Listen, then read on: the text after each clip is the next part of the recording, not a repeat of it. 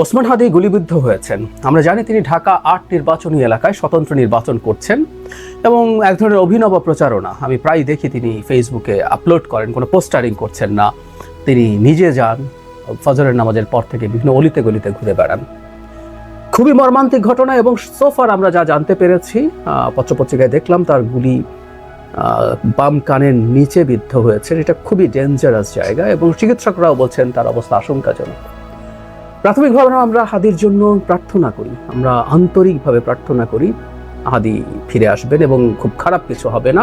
ফিরে এসে তিনি আবার এই নির্বাচনে অংশগ্রহণ করবেন।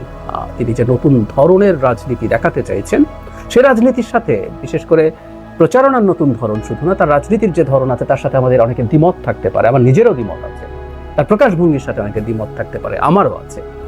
কিন্তু এই রকম বিভৎস কোনো ঘটনা বাংলাদেশে ঘটা আমরা কোনোভাবে নিতে পারি না। হাদি ফিরে আসুন, আমরা প্রার্থনা করি যার যার জায়গা থেকে, এবং তিনি আবার নির্বাচনী প্রচারণায় অংশগ্রহণ করুন স্বতঃস্ফূর্তভাবে, আরো বেশি শক্তি নিয়ে আমরা সেটা চাই। কিন্তু একটা বিপদের কথা একটু বলে রাখা দরকার। আমাদের দেশে যা হয় আর কি, এই ধরনের একটা ঘটনা ঘটার পর, এমনকি উনি ঠিকঠাকভাবে ফিরে আসলেও এই কাজটা কে করেছে এটা নিয়ে চুলচেরা বিশ্লেষণ শুরু হবে, হওয়া উচিত।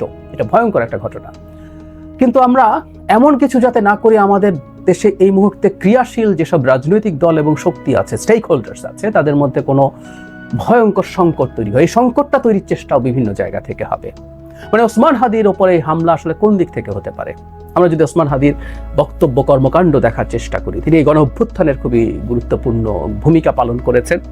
পরবর্তীতে আওয়ামী লীগ এবং ভারত বিরোধী অত্যন্ত কঠোর ভাষায় তার বক্তব্য আছে। সুতরাং উনি কাদের টার্গেটে পরিণত হতে পারেন আমরা বুঝতে পারি। এবং বলা বাহুল্য, এই নির্বাচন ঠিকঠাক মতো না হোক, বাংলাদেশ একটা স্টেবল অবস্থায় না যাক, সেটা আওয়ামী লীগ এবং ভারতের চাইতে এত বেশি সম্ভবত আর কেউ চায় না। সুতরাং আমরা প্রাথমিকভাবে এই ধরনের একটা ধারণা করা ভুল হবে না। কিন্তু তার রাজনৈতিক প্রতিপক্ষ যাদের সাথে তিনি নির্বাচন করছেন, তারা কেউ এটার সাথে দায়ী, সেই জিনিসটা আসলে তদন্ত বা যে কোনো কিছু করার আগে হুট করে বলে ফেলা আমাদের উচিত হবে না। কারণ এটা আমাদের অন্তর্কলহ, অন্তর্কন্দল বাড়িয়ে দিতে পারে। সাধারণ কাণ্ডজ্ঞান বলে, কমন সেন্স বলে যে রাজনৈতিক প্রতিপক্ষরা এই ধরনের কোনো কাজ করার কথা না। কারণ যে পরিস্থিতি বর্তমানে বিরাজ করছে, একটা নির্বাচন হওয়ার জন্য যেভাবে সবাই মুখিয়ে আছে, সবাই নিজেদের মধ্যে অন্তত এই পর্যায়ের সংঘাত, কখনো কখনো তাদের মধ্যে ঝগড়াঝাটি, কখনো বাড়াবাড়ি, কখনো মারামারিও হতে পারে, আমি এটা অস্বীকার করছি না, কিন্তু এই পর্যায়ে যাওয়ার কথা না। সুতরাং আমাদের মধ্যে যাতে সলিডারিটি আসে এই ঘটনাটা দিয়ে, আমরা যেটা বুঝতে পারি আমাদের কত বড় শত্রুরা অপেক্ষা করছে বাংলাদেশকে আনস্টেবল করে রাখার জন্য, আরো আনস্টেবল করে ফেলার জন্য। ফলে সেই জিনিসটা আমাদের একটু মাথায় রাখা জরুরি, আমরা নিজেদের মধ্যে যেন কোন্দলে জড়িয়ে না পড়ি। আবারও বলছি, আগেও বলেছি, তার রাজনীতি, তার প্রকাশভঙ্গি, এগুলোর সাথে আমাদের দ্বিমত থাকতে পারে। ব্যক্তিগত জীবনে তিনি অসাধারণ মানুষ, অসাধারণ বিনয়ী মানুষ। তার সাথে আমি একাধিকবার টক শোতে পার্টিসিপেট করেছি, আমি দেখেছি অত্যন্ত বিনয়ী একজন মানুষ। হাদিকে আমরা যেভাবে বক্তব্য দিতে দেখি, কথা বলতে দেখি, তার সাথে তার ব্যক্তিগত পর্যায়ের ইন্টারাকশন দেখলে অনেকেই মেলাতে পারবেন না। এটা তার রাজনৈতিক কৌশল, এটা তার রাজনীতি। প্রায় বলি যে আমরা গণতন্ত্রের কথা যখন বলি, আমরা গণতন্ত্র মানে হচ্ছে আমি আমার দ্বিমতের জায়গা, দ্বিমতের যে ক্ষেত্রগুলো আছে, দ্বিমতের যে রাজনীতি আছে, সেটার ক্রিটিসিজম আমি করব। আমি জামায়াত শিবিরের রাজনীতির ক্রিটিসিজম করি, আমি ডাকসু নির্বাচনের আগে শিবিরকে ভোট না দেওয়ার জন্য আহ্বান জানিয়েছি, এই অধিকার আমার আছে।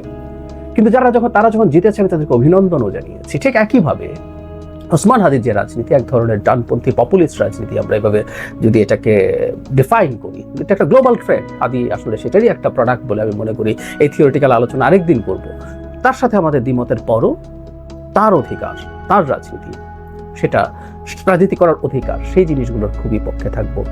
সবচেয়ে জরুরি কথা, আমরা নিজেদের মধ্যে হানাহানিতে জড়িয়ে না পড়ি। বাংলাদেশে নির্বাচন হতে দেয়া হবে না, নির্বাচনকে ধ্বংস করে দেব, বানচাল করে দেব, এই চেষ্টা চলছে, চলবে আরো। আমি যদিও মনে করি নির্বাচন হবে, আমি এরপরও মনে করি, কিন্তু এই ধরনের ঘটনা আরো ঘটার প্রবাবিলিটি আছে।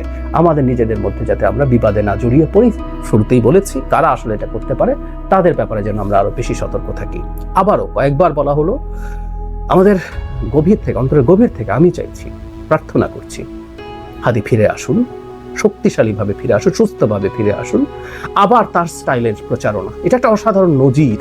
একটা মানুষ পোস্টার ছাপাচ্ছেন না, বিরাট সকল শোডাউন করছেন না, হেঁটে হেঁটে হেঁটে হেঁটে নিজের এলাকায় ঘুরে বেড়াচ্ছেন, মানুষের সাথে কথা বলছেন।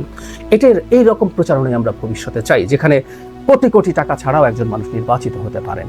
আমরা হাদিকে আবার সেই রকম ভূমিকায় দেখতে চাই। তিনি একটা নতুন ট্রেন্ড তৈরি করছেন, সেই ট্রেন্ড শেষ না করে তিনি চলে যাবেন, এটা হতেই পারে না। আমরা আমাদের সামষ্টিক প্রার্থনা তাকে নিশ্চয়ই ফিরিয়ে আনবো।